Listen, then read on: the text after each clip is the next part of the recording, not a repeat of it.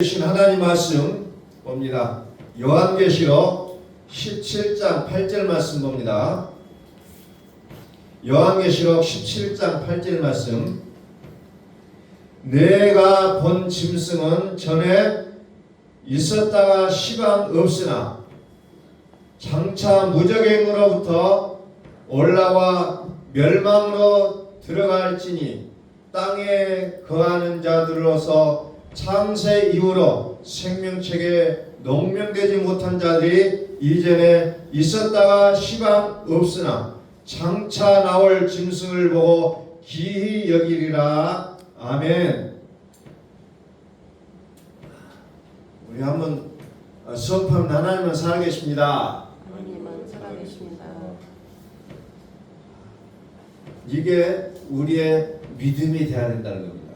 지금 상황과 어떤 현상, 어떤 우리 삶에 맞닥뜨리는 일들, 너무나도 힘겨운 일, 불가항력 같은 일이라 할지라도 믿음 안에서 보면 그거는 사실이지만 진실이 아니라는 겁니다. 우리는 사실과 진실을 혼돈하고 있다는 겁니다. 오직 진실은 하나님만이 진실이심을 선포합니다. 사실과 진실을 우리는 분명하게 구별할 수 있어야 된다는 거예요. 사실은 사실이에요.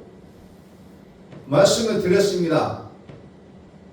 가나안에 염탐하러 들어갔던 그 정탐꾼들의 10명의 보고가 다 사실이었어요.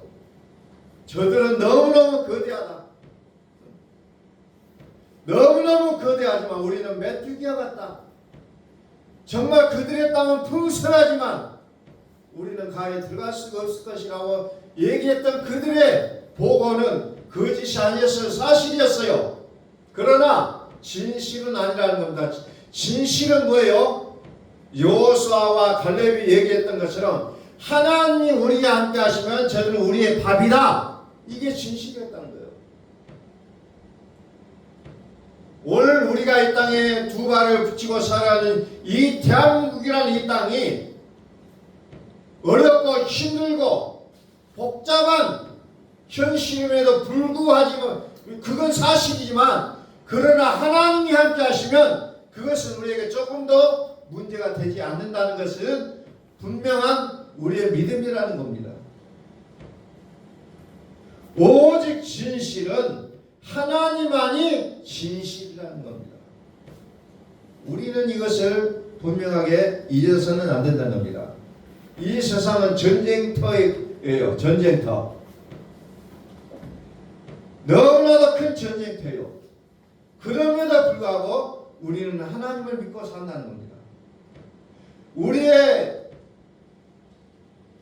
좁은 소견에 하나님을 제한하고 그 하나님을 제한적인 그 부분으로 우리가 옳다 그르다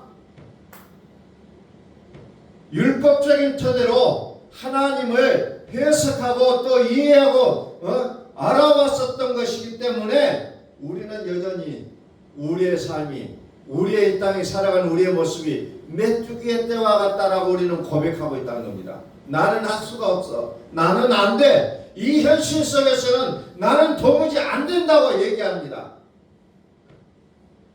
그러나 오늘 우리는 여호수아와 갈렙처럼 저들은 우리의 밥이라는 그 진실을 우리는 가지고 살아갈 수 있기를 예수 그리스도의 이름으로 선포합니다.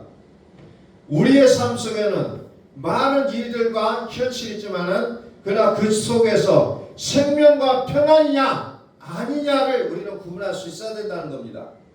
생명과 평안이라 이게 하나님의 나라예요. 생명과 평안 그건 이 전쟁터에서 어떻게 발견할 수가 있느냐? 믿음으로 들어가면 그것이 보인다는 겁니다. 믿음으로 들어가면 어떻게 되요? 우리의 몸은 죽었잖아요. 예수와 함께 십자가에 못 박아 죽었다는 거예요. 그런데 내 몸을 살리고 보니까 이 세상이 너무너무 험난하고 힘들고 어렵고 기가 죽는다는 겁니다. 기가 죽어요. 힘들어요. 에베소서 6장 12절에서 뭐라고 얘기합니까? 우리의 모든 삶은 우리의 씨름은 혈과 육에 대한 것이 아니라 정사와 권세와 어둠의 세상 주관자들과 하늘에 있는 악의 영들에게 대하는 것이라고 얘기하고 있다는 겁니다. 내 눈에 보이는 것, 그것과의 싸움이 아니라는 거예요. 내 앞에 서 있는 그 사람과의 싸움이 아니라는 겁니다. 우리는 영적인 싸움이라는 거예요. 영적인 싸움. 오늘 우리는 무엇을 발버둥칩니까? 육신을 입고 살아내야 하는 이 맞닥뜨리는 모든 일들 속에서 나는 그것을 살아나려고 발버둥치고 있는 나의 모습을 발견한다는 겁니다. 그러나 영으로 들어가면 그 사실적인 나와 맞닥뜨리는 일, 생명과 평안이 아닌 그것들로 인해서 나는 아파하고 고통하고 신음하고 염려하고 근심하고 답이 없는 끊임없는 그 세계 속에서 내가 그 속에서 머물러 있는 나의 모습을 발견하게 된다는 겁니다. 그것들이 다 사실이요. 사실. 그러나 답이 안 나온 곳에서 우리는 헤매고 또 헤매는 나의 모습을 보게 된다는 거예요. 빼버리세요.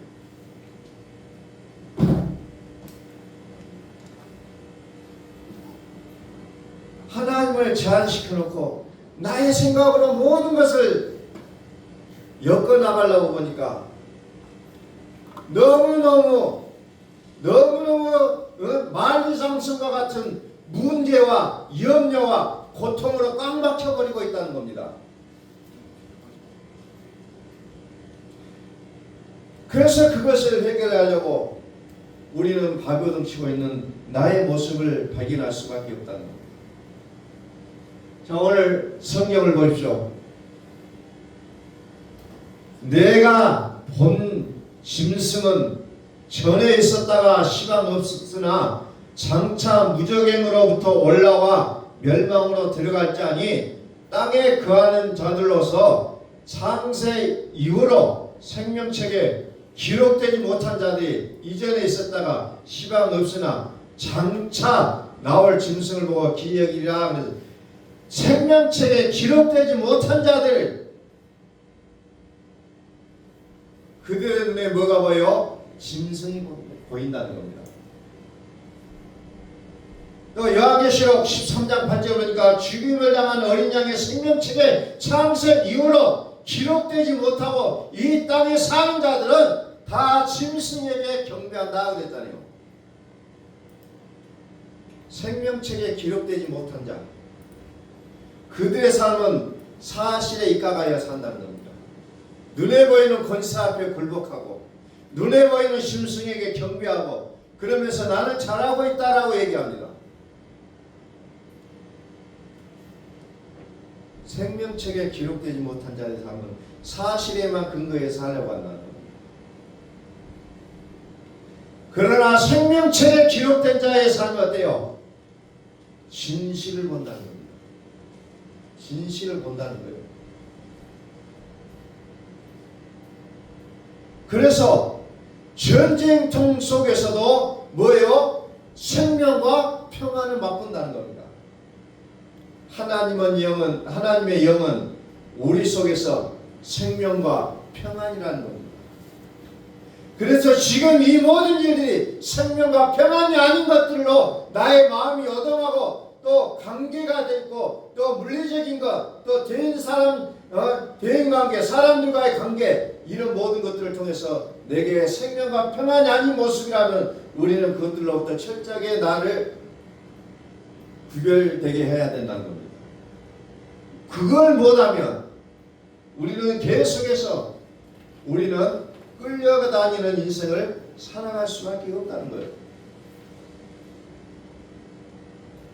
그러면서 스스로 자기가 자기의 법 안에 옳다라는 것에 이 법 안에 갇히게 된다는 거죠. 자기의 옳은 것, 자기의 옳은 그 법, 자기만의 모습으로 기준을 잡고 살아간다는 겁니다.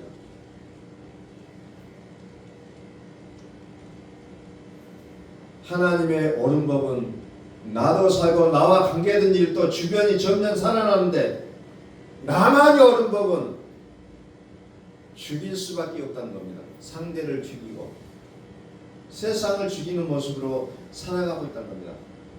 그래서 하나님의 그 진리 안으로 우리는 그 진리 속에서 우리는 자유함을 누릴 수밖에 없다는 것이 오늘날의 우리들의 모습이라는 거예요. 우리의 씨름이요. 이 현실은 우리의 씨름은 뭐예요? 혈과 육이 아니라고 했잖아요. 혈과 육이 아니라 영적인 씨름이라는 거예요. 모든 게 전쟁이요. 그래서 에베소서 6장에서 뭐라고 합니까? 전신갑주를 취하라고 했잖아요. 전신갑주를 취하라.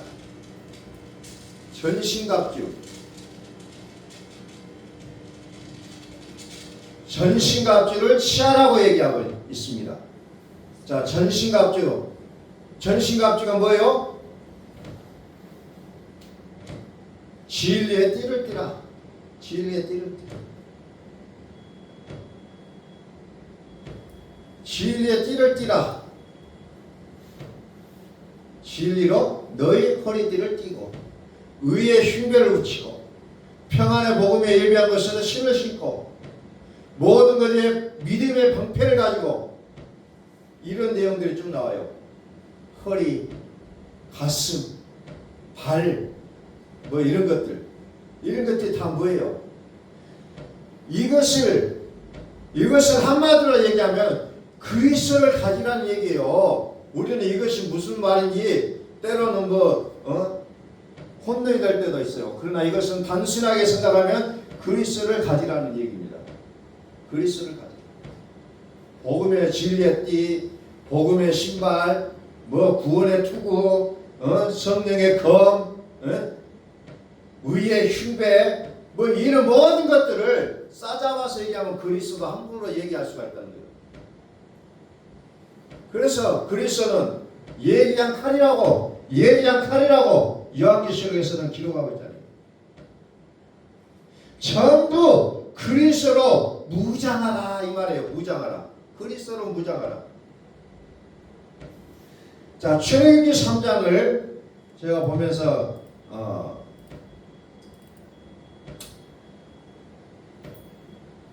참 그 보는 것으로 놀라운 장면이 나와요. 출애굽기 3장 1절부터서.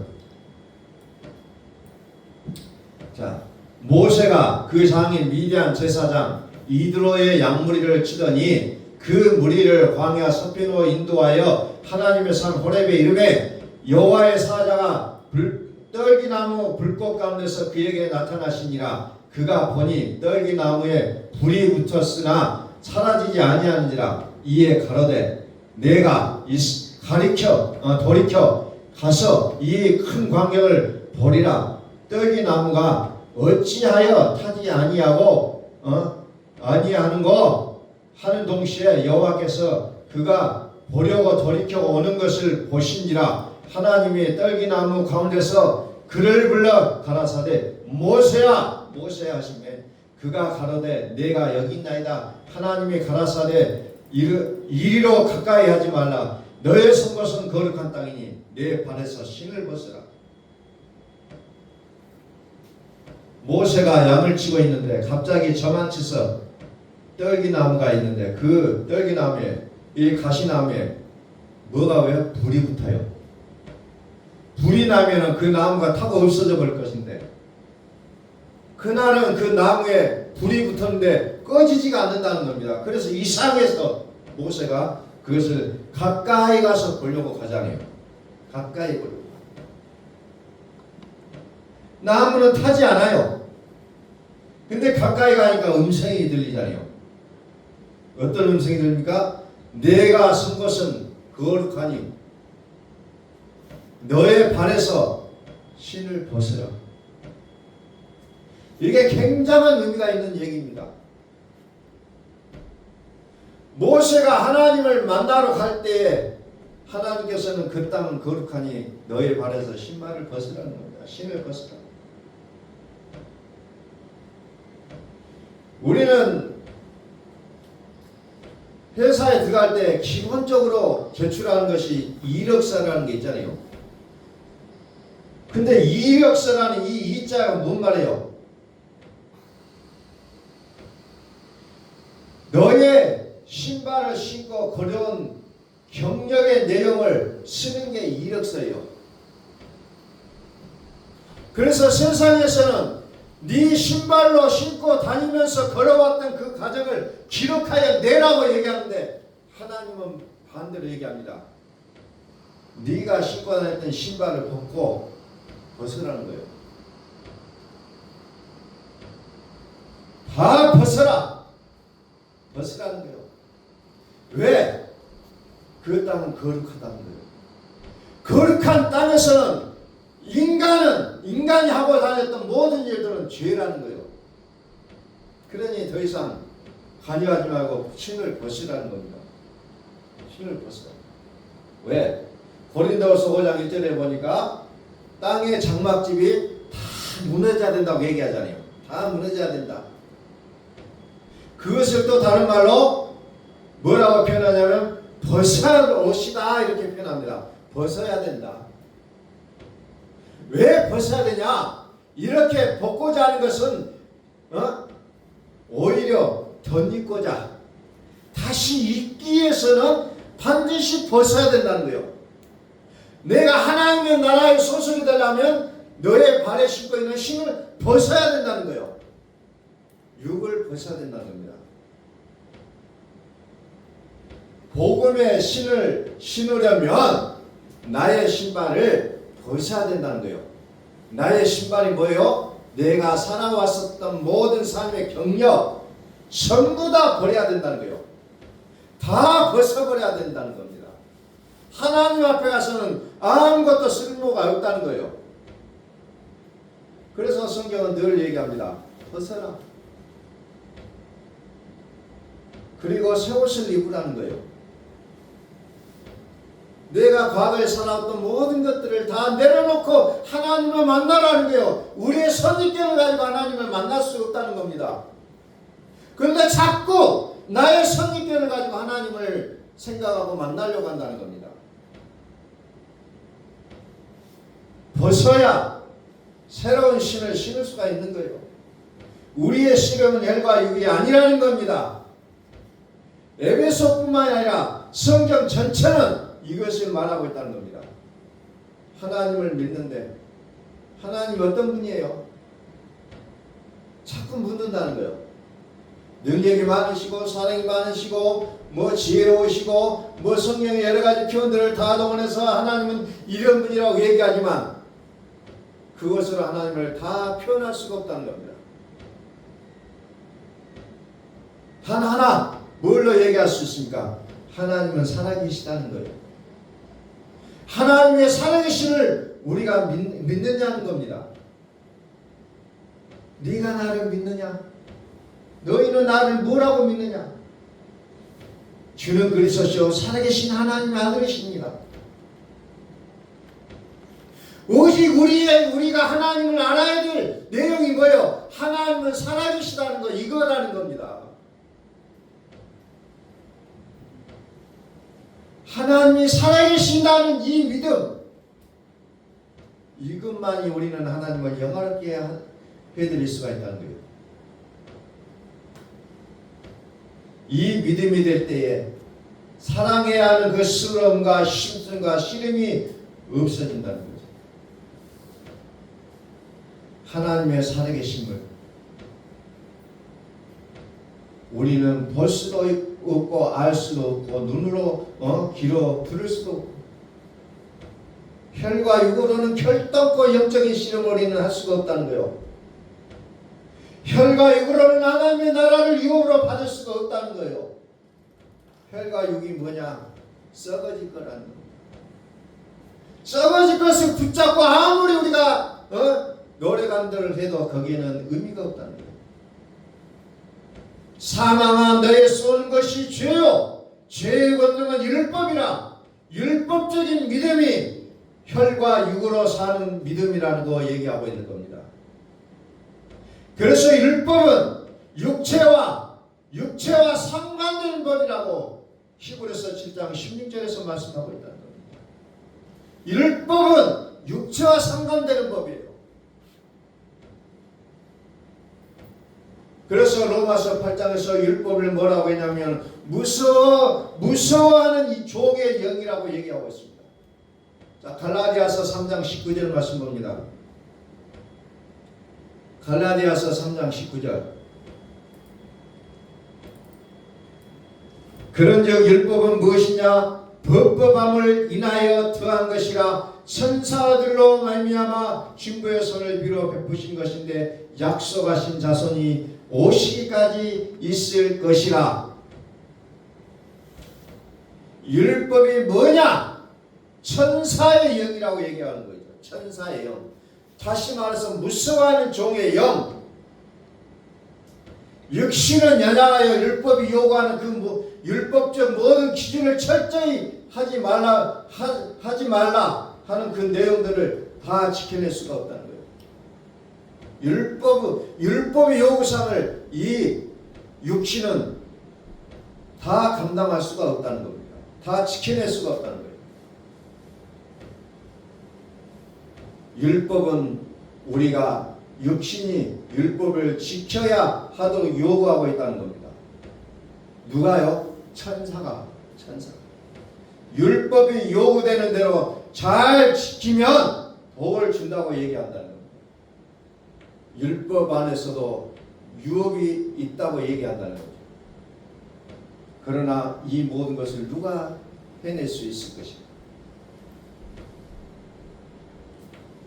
죽어야만 가능하다는 거죠. 율법으로는 할 수가 없습니다. 복음은 모두에게 복이 되는 게 복음이에요.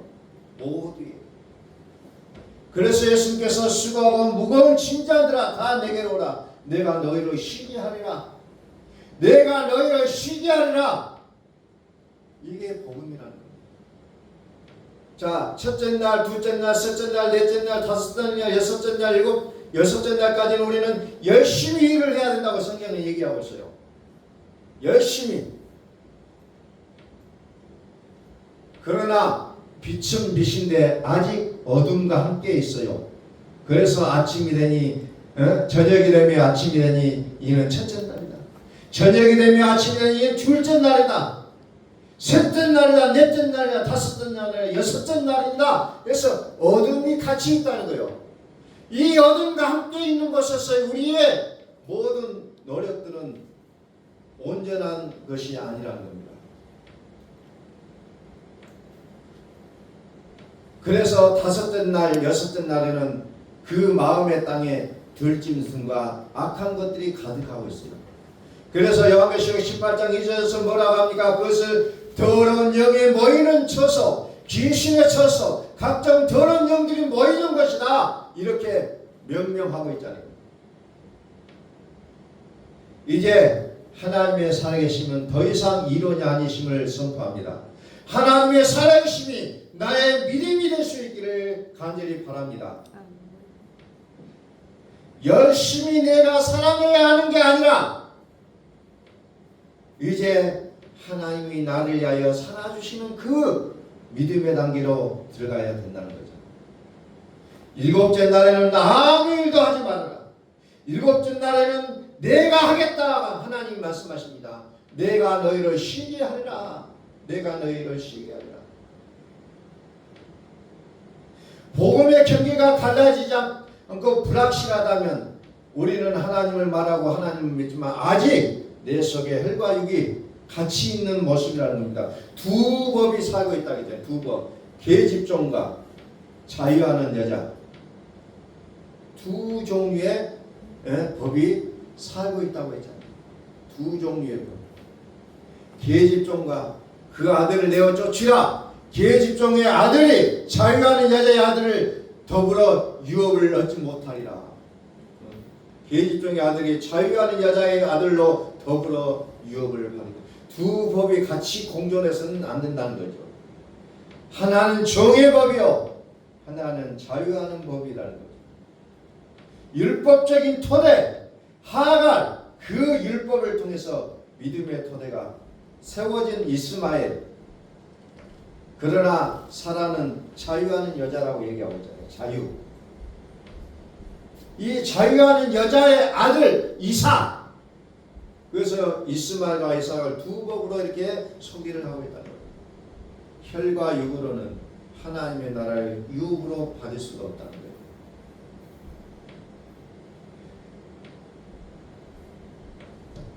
사망아, 사망아,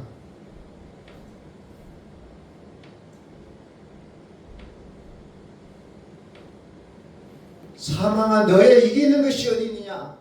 사망아, 너의 쏘는 것이 어디 있느냐? 어디 있느냐? 형제들아, 내가 이것을 말하노니 혈과 육은 하나님의 나라를 유업으로 받을 수 없고 또한 썩은 것은 썩지 아니할 것을 유업으로 받지 못하느니라.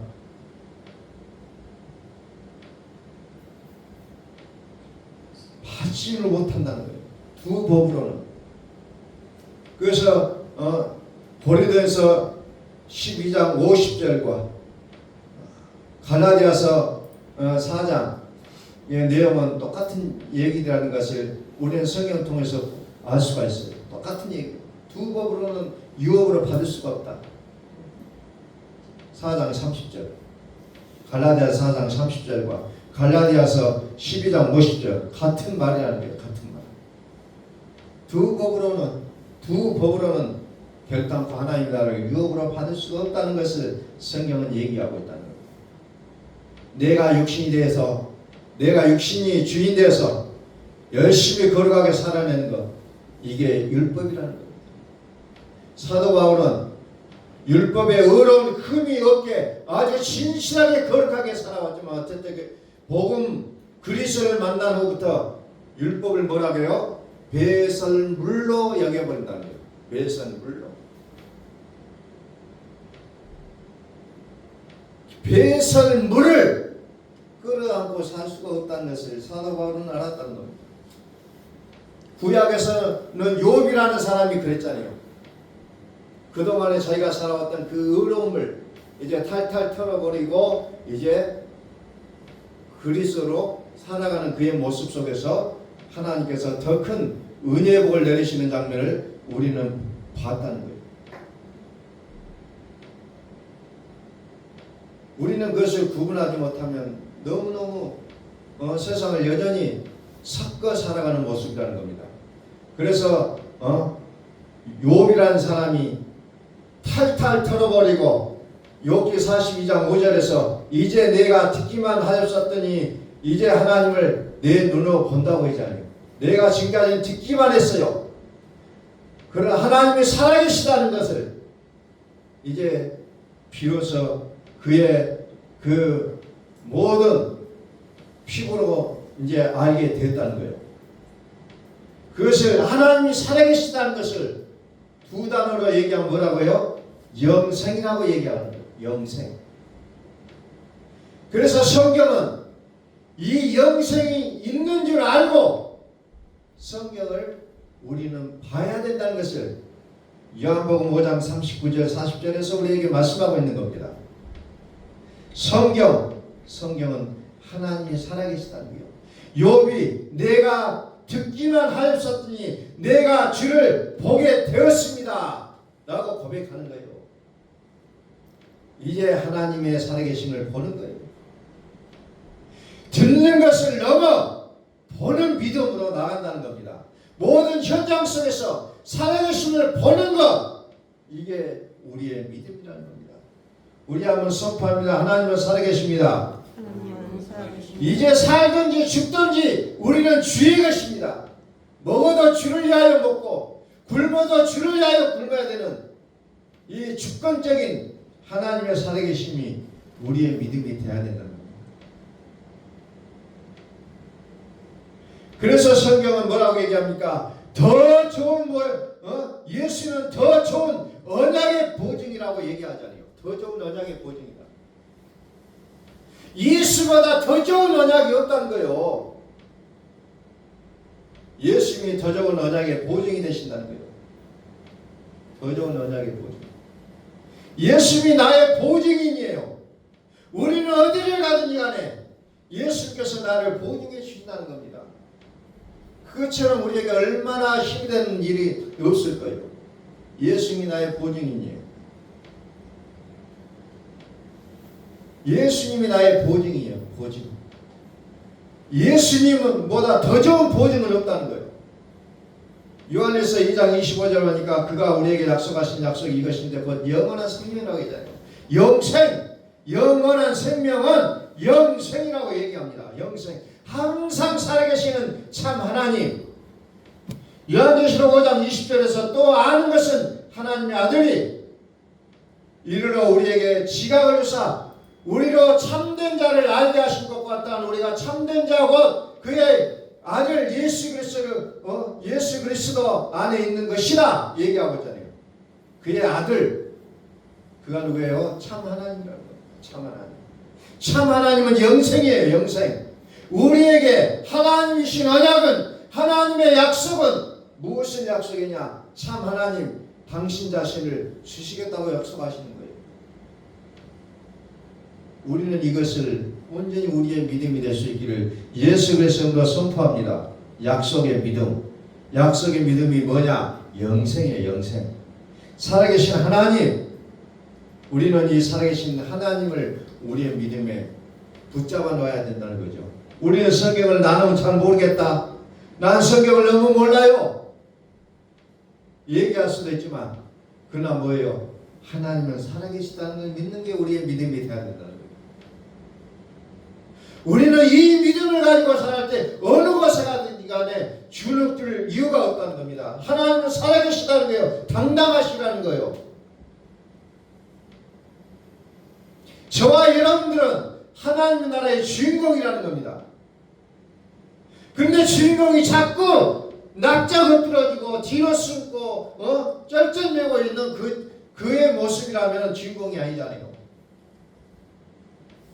당당하시라는 거예요.